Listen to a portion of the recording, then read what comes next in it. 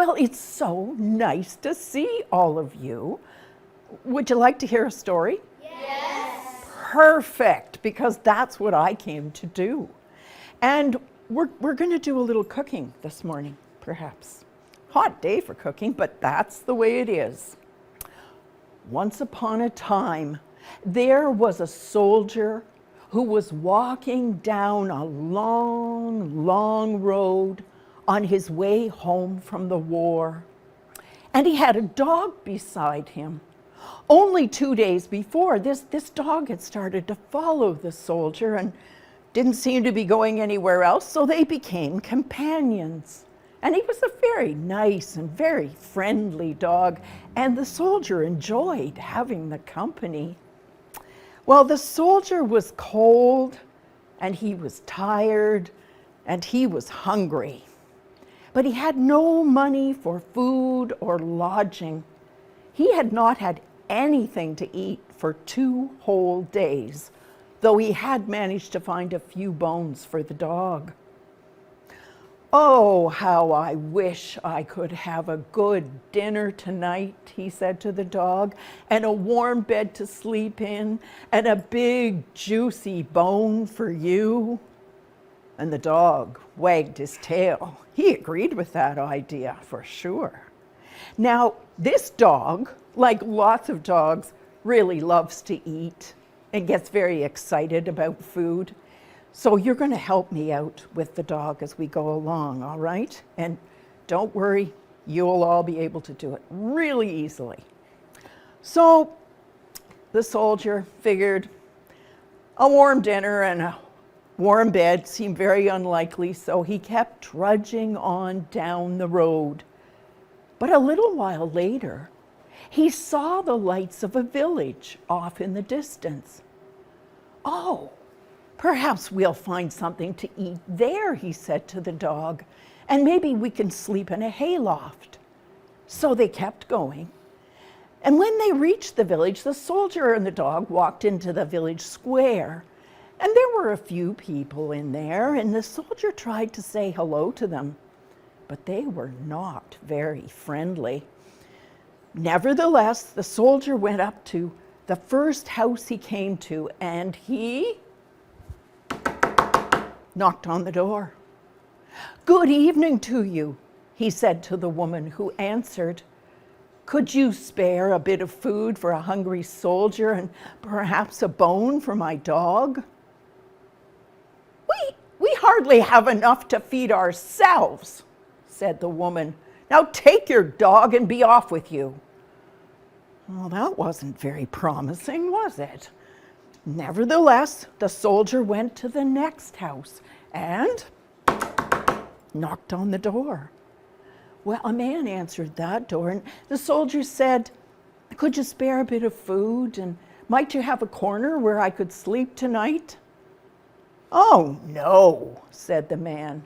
"We gave all the food we could spare to the soldiers who came before you, and our beds are full." And with that, he slammed the door in the soldier's face. And so it went all through the village. No one was willing to share any food at all. By now, there were more people in the square, and they were talking to one another and eyeing the soldier and his dog with suspicion. The soldier just could not face the idea of spending another night by the side of the road, cold and hungry. So he cleared his throat and said as loudly as he could, "Good people, I am a hungry soldier in a strange land. I have asked you for food, but you have none to spare. So in order to eat tonight, I will just have to make some nail soup." Nail soup? The people stared at the man. Was he mad, or was this something they should know about? "First," said the soldier, "I will need a large iron pot, so there will be soup for everyone. And I'll need enough water to fill the pot and wood to build a big fire. Well, a group of men, they were very curious about this, so they ran off and they fetched a really big pot. And other men brought buckets of water and filled up the pot, and others started a fire. And in a little bit of time, they lifted up the pot and set it on the fire so it could begin to heat up and boil. Well, said the soldier, this is going to be wonderful. Let's get started. And he reached into his pocket and he pulled out one iron nail, and then he dropped it into the pot. The villagers were growing more and more curious. Any good soup needs salt and pepper, said the soldier. So a group of children, maybe some of you, ran and fetched some salt and pepper, and the soldier added the salt and pepper to the pot. And this is where you come in. And the dog wagged its tail. And the dog's going to do that every time something gets added to the pot. So can you take care of that part of the story? All right, here we go. So we've got salt and pepper in the pot. And the soldier started to stir the pot. And then he said, I have to say I have already used this nail to make several pots of delicious soup. It may be starting to lose its flavor. If any of you had anything you could share for the soup, that would be a great help. I think I could spare some carrots, said one of the women. She went away and came back with her apron full of carrots. The soldier popped the carrots into the pot and that was a practice run. Let's do it one more time. And the dog wagged his tail. There you go. You've got it. So we've got carrots in the pot now. Well, then the man who had slammed the door in the soldier's face, he offered some onions from his garden. So the soldier put the onions into the pot and the dog wagged his tail. Excellent, excellent. Well, then, after everyone else had seen that beginning to happen, people contributing, they started to call out to the soldier to offer what they had for the soup. So villagers, what could you share to go into this soup? Okay, first of all, who in this room likes soup? Oh, phew, we have some people who like soup. That's excellent. So what have we got to share? Tomatoes. Tomatoes, wonderful. Potatoes. Potatoes. Cucumbers. Cucumbers. Meats. Oh, meats. Some nice peppers. Oh, peppers. Leeks. Leeks, excellent. Back there. Chicken. Chicken. Seasoning. Oh, my gosh, you're such generous people. You've got Basil. basil. Oh, let's have one more. Garlic. Yum, yum. And seasoning, somebody's going to... Oh, do we have one right back? Ah, yes.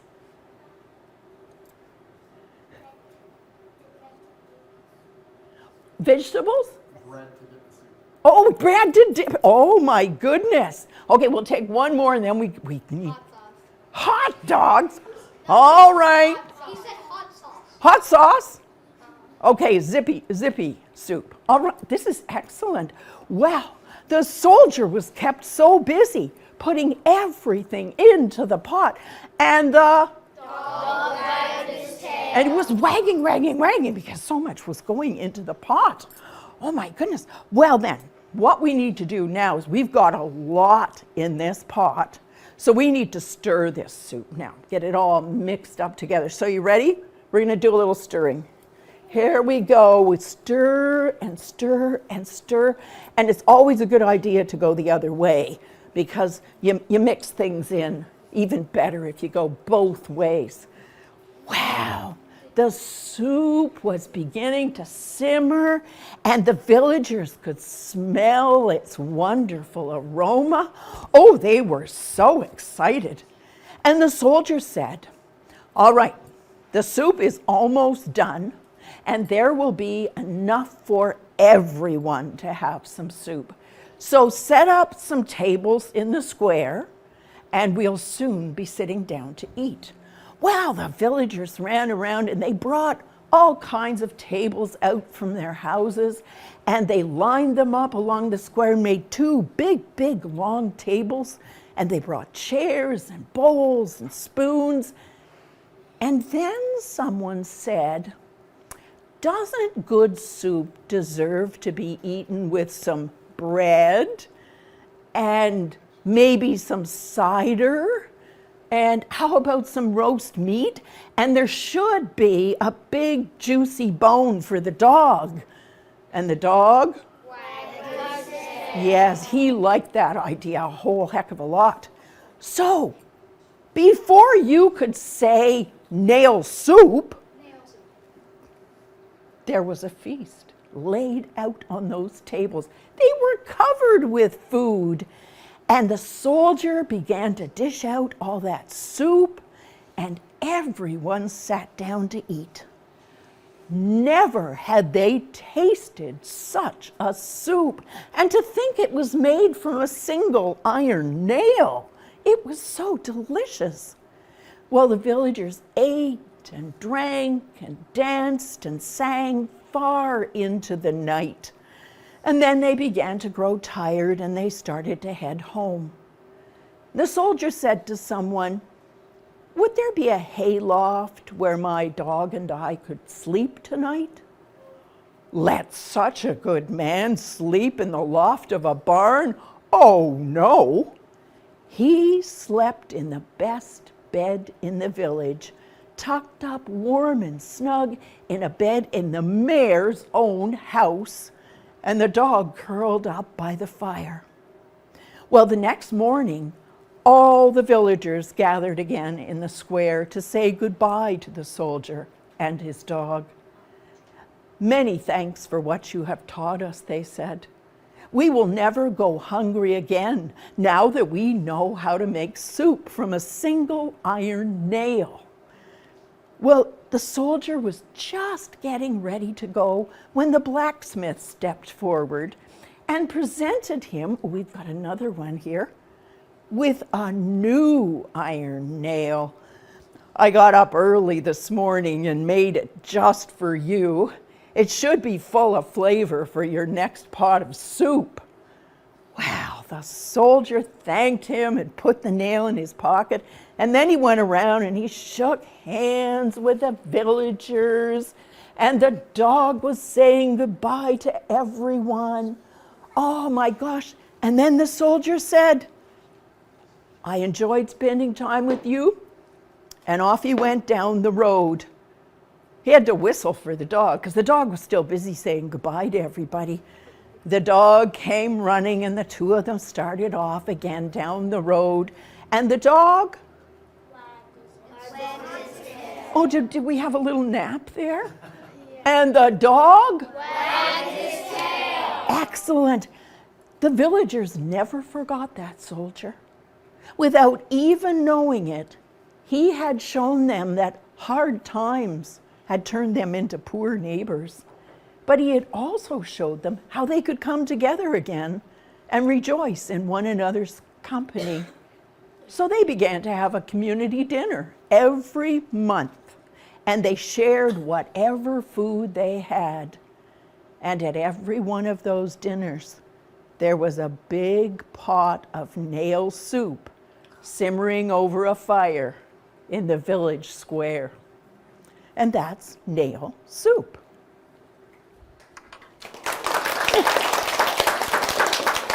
Once, long ago, in the land of the short grass, there was a great hunger. No rain fell and no grass grew. Ostrich, gazelle, giraffe, rabbit, tortoise, zebra, and all the other animals were hungry. They searched by the river. They searched in the jungle. They searched on the great flat plain, but they could find nothing to eat. Well, soon the animals gathered together and they said, "Let us all go and walk across the great flat plain until we come to something we can eat." And so all the animals, except Lion, who was king and lived in the jungle, started out across the flat, empty land. They walked and walked and walked until they came near the edge of the flat land. And suddenly, they realized they could see a little bump off in the distance. So they kept going. And when they got closer, they realized that that bump was actually a tree. And that tree was very tall. And that tree was filled with fruit. Such fruit as they had never seen before. It was as red as pomegranates, as yellow as bananas, as green as melons, as purple as plums, as orange as mangoes, and it smelled like all the fruits of the world. But that tree was so tall and its branches were so high that even giraffe could not reach the fruit. And the trunk of the tree was so smooth that even monkey could not climb it. Oh, the animals sat down on the ground and cried because the fruit smelled so good and they were so very hungry. Well, after a while, they didn't have the energy to cry any longer. And that is when very old Tortoise spoke. "Oh, animals," she said, "my great, great, great grandmother told me a story about a wonderful tree.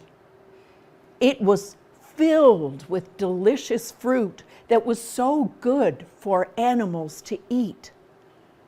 But it could be reached, that fruit, only by those who knew the name of the tree." Well, the animals all shouted, "What is the name of the tree? Who can tell us that?" Very old Tortoise answered, and she said, "The king knows. We must send someone to ask him." "I will go," said Gazelle. "I am the fastest runner of us all." And the animals all nodded, for that was true.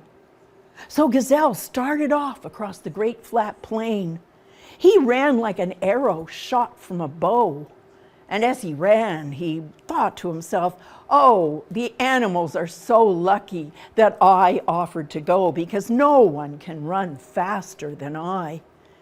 And indeed, it was not long before Gazelle crossed the great flat plain, went through the jungle, and came to the place by the river where the king lived. The king was sitting with his tail wrapped neatly around him.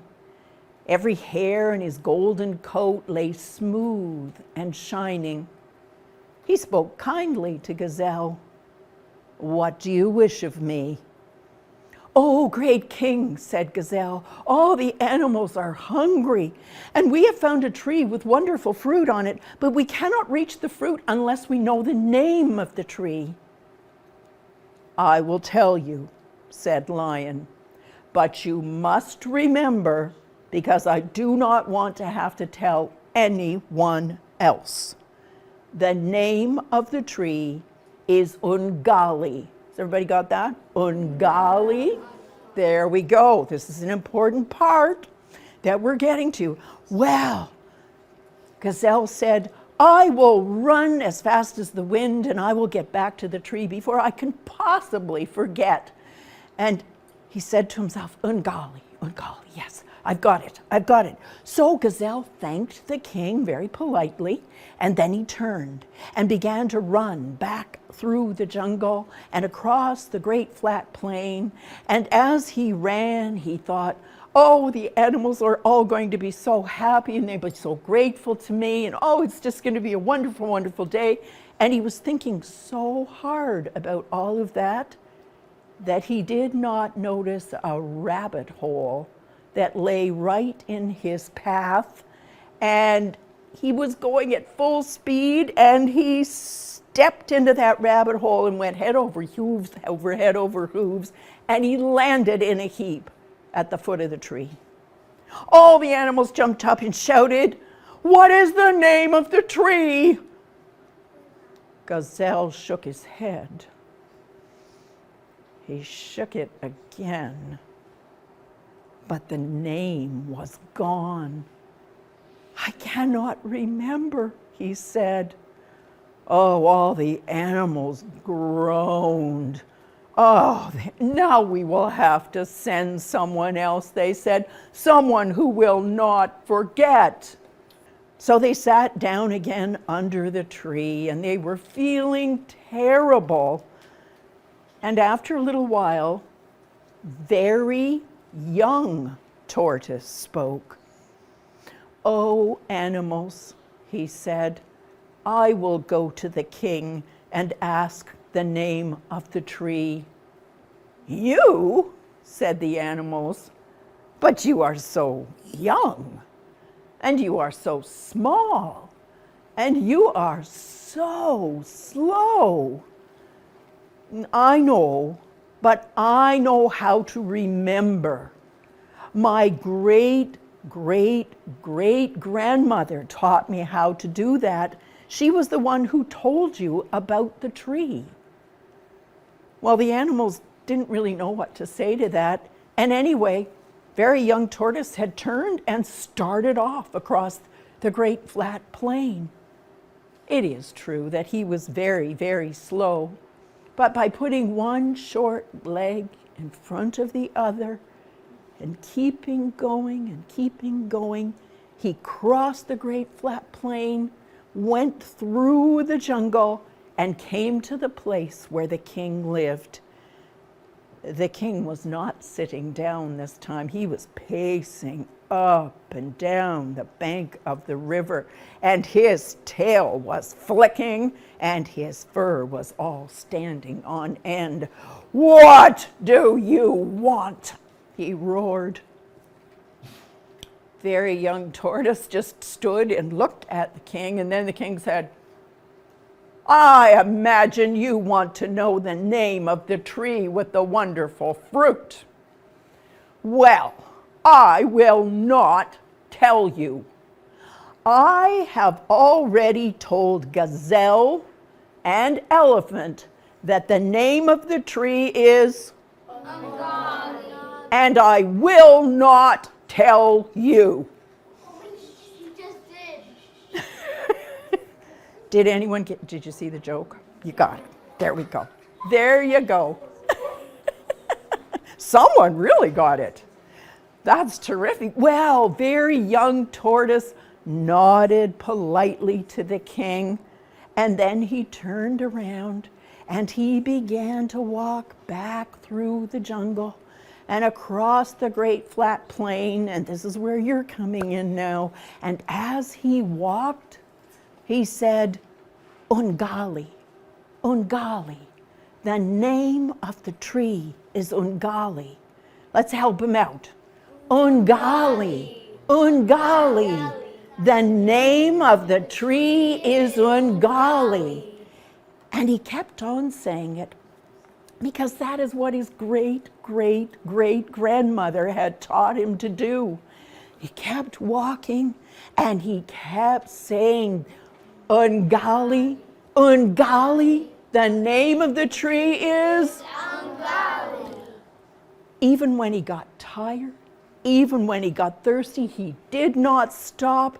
He just kept walking. Even when he fell right to the bottom of that very same rabbit hole, he just climbed back out saying, oh my gosh, do we need a nap? All right, let's try that again. We ready? Ungali, Ungali. The name of the tree is Ungali. And none of the animals saw him coming. They were all sitting under the tree looking down at the ground.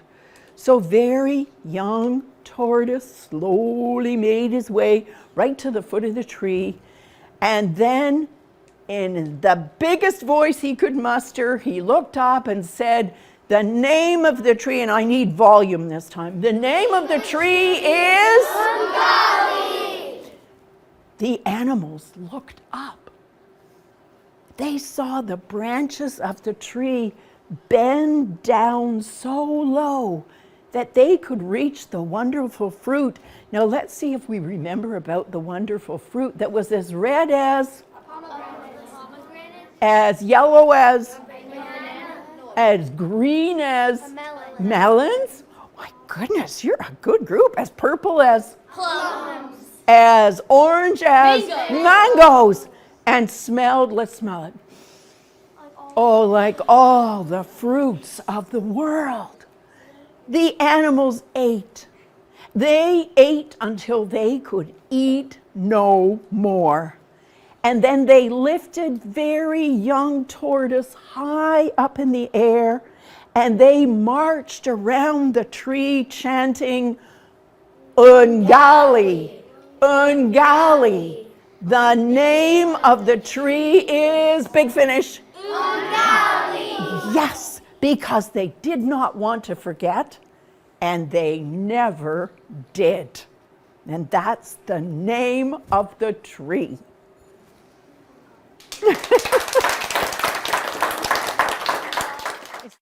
Ottawa StoryTellers is an organization that promotes the art of storytelling in our community. The organization helps nurture and inspire both beginners and experienced storytellers, and also provides tellers and listeners of all ages with opportunities to come together to share and enjoy their stories. You can join Ottawa StoryTellers for workshops, learn how to improve your storytelling, or attend their live and virtual storytelling festivals. To find out more, go to their website at ottawastorytellers.ca and ignite your imagination.